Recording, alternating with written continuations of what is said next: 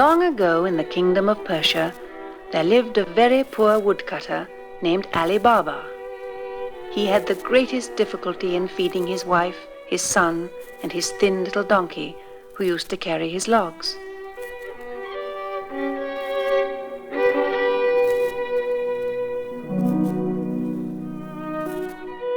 Now one day, just as he was crossing the forest with his donkey, loaded with logs, he heard a fearful galloping approaching.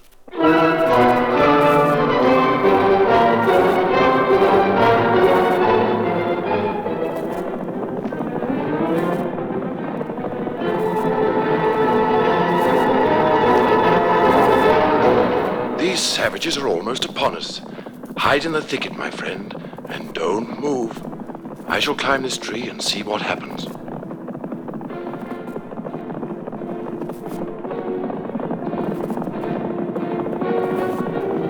Installed between two forked branches of the tree, Ali Baba saw a large number of horsemen galloping towards him. They were armed with axes and scimitars, and their eyes were glistening. The lower parts of their faces were covered by large silk scarves.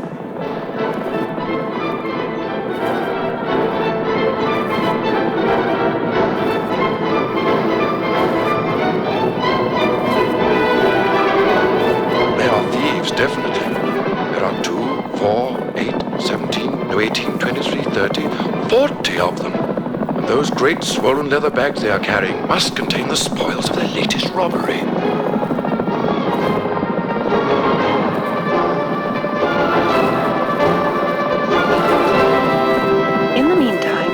The horseman had reached an immense boulder just opposite the tree where the poor woodcutter was hidden. They stopped there, and their chief, standing up in his stirrups, shouted loudly, "Open Sesame!"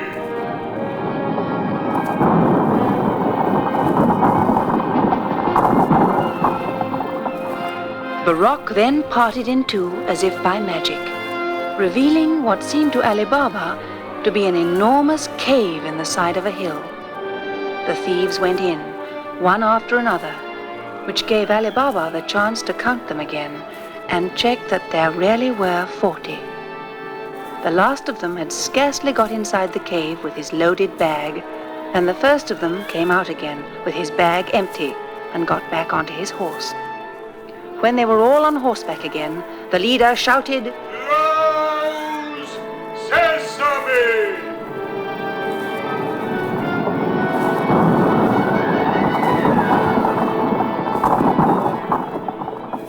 The rock then resumed its normal appearance, and the 40 thieves set off, disappearing beyond the horizon in less time than it takes to tell.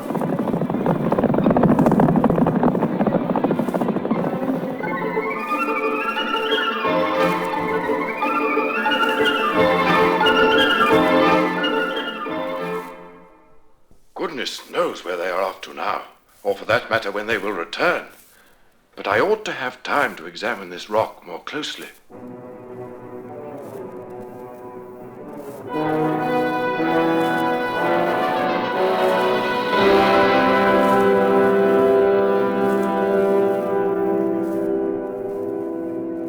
He got down from the tree and approached the boulder.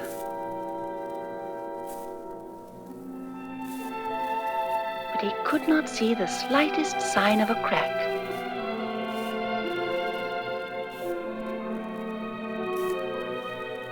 Then he shouted the same words that he had heard the chief of the robbers use. "Open Sesame!"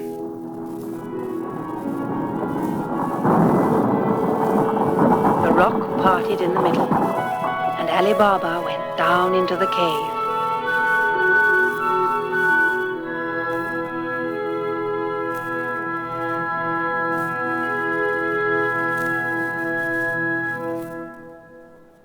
The wealth he saw made him gape until his eyes were as big as saucers.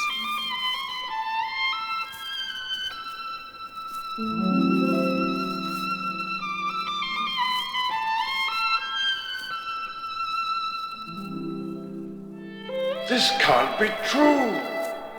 I must be dreaming. There can't be this much wealth in the whole world. Golden crowns, silken scarves embroidered with silver, diamond-studded swords, chests crammed with jewels, precious vases, and this sand. No, it's gold dust. Oh, there are so many things here. The thieves wouldn't notice if I took just a little for myself.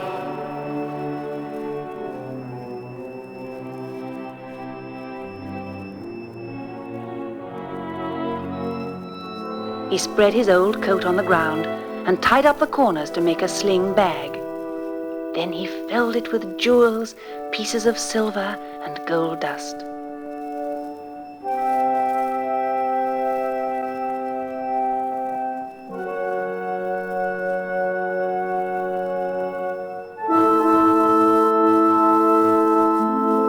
He left quickly, loading his precious find onto the back of his donkey and covering it with logs so that no one would notice. And then... Good heavens, I nearly forgot. Lo Sesame!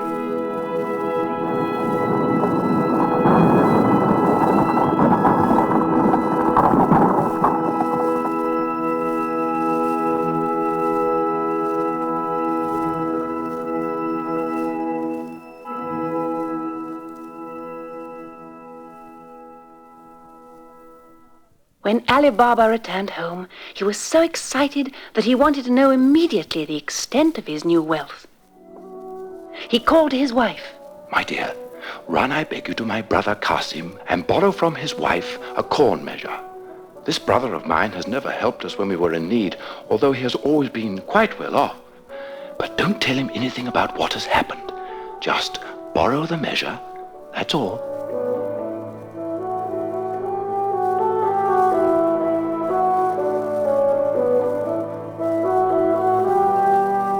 But Ali Baba's wife could not prevent her sister-in-law becoming suspicious.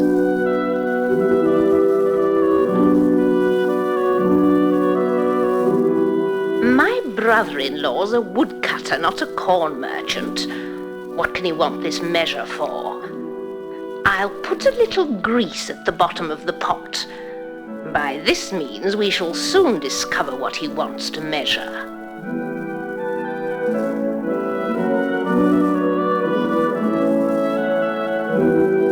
And so when Ali Baba's wife returned the measure, some gold dust remained stuck to the bottom of it.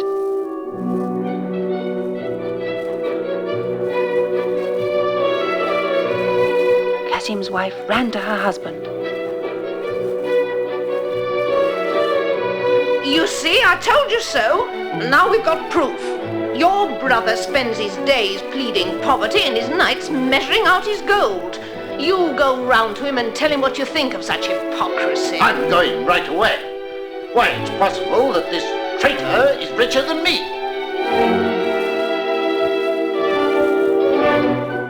Qasim arrived at Ali Baba's house just as he was leveling over the soil in his kitchen floor, the place where he had hidden his treasure.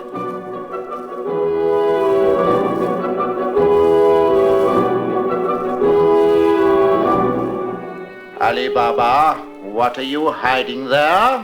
What, me? Hiding something? Not at all. You wouldn't lie to your elder brother, would you? Come on now, tell me everything. Otherwise I shall tell the magistrates at the Caliph's palace and they'll send soldiers to search your house.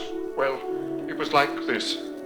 Ali Baba told his brother all about his remarkable adventure, begging him not to tell a soul.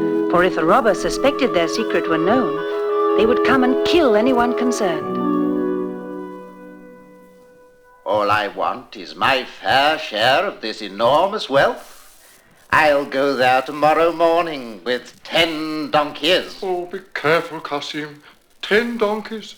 You'll be seen. That's too much. Thanks for the advice, little brother. Good night.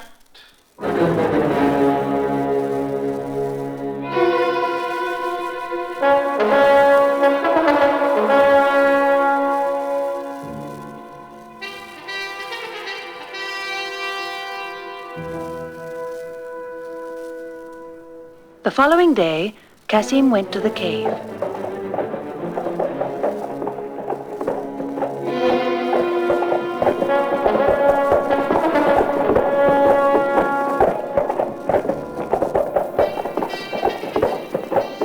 He hid his 10 donkeys beneath the trees and waited for the thieves to come out and mount their horses.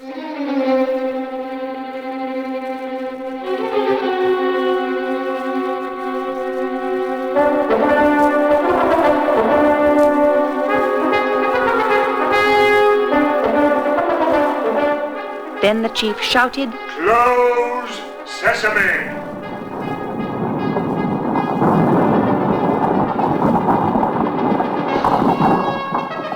All the band went off at a mighty gallop, making a noise like thunder.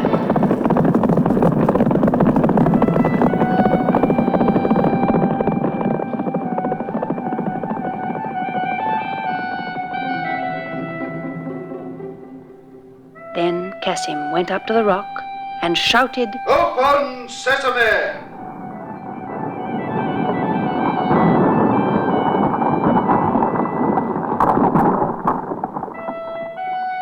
He entered the cave, his heart beating.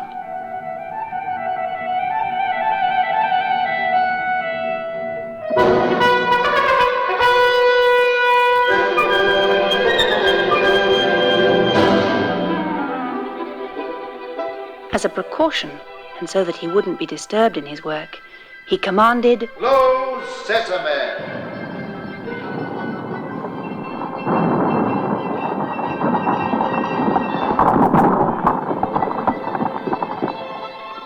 and the great rock closed up.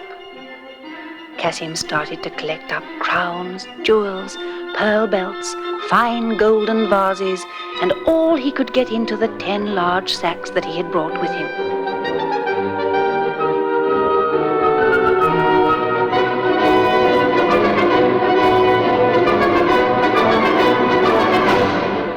I shall be the richest man in all Persia. But now I must be off. All I must do now is to load up my donkeys and get back to town before nightfall. Oh dear. Now I've forgotten the password. Now don't get upset, Qasim. I know it's open something. Oh, but open what? Open boulder. Open mountain. Open cave. No, it isn't that.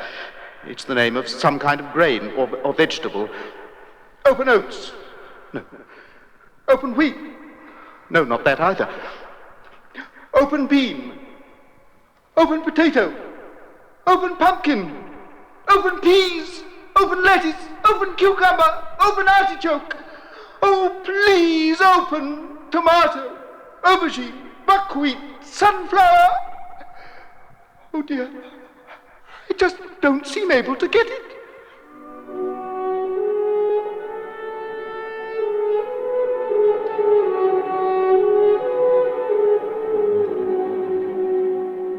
He groped around for hours.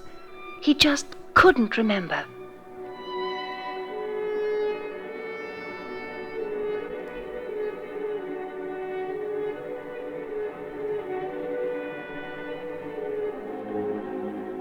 And then, just as he had it on the tip of his tongue, he heard outside the voice of the chief of the robbers.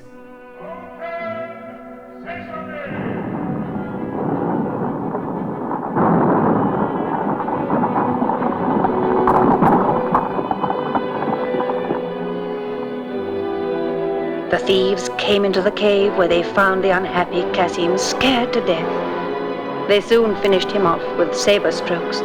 Then they cut him up in little pieces and threw them outside the cave for the jackals and vultures.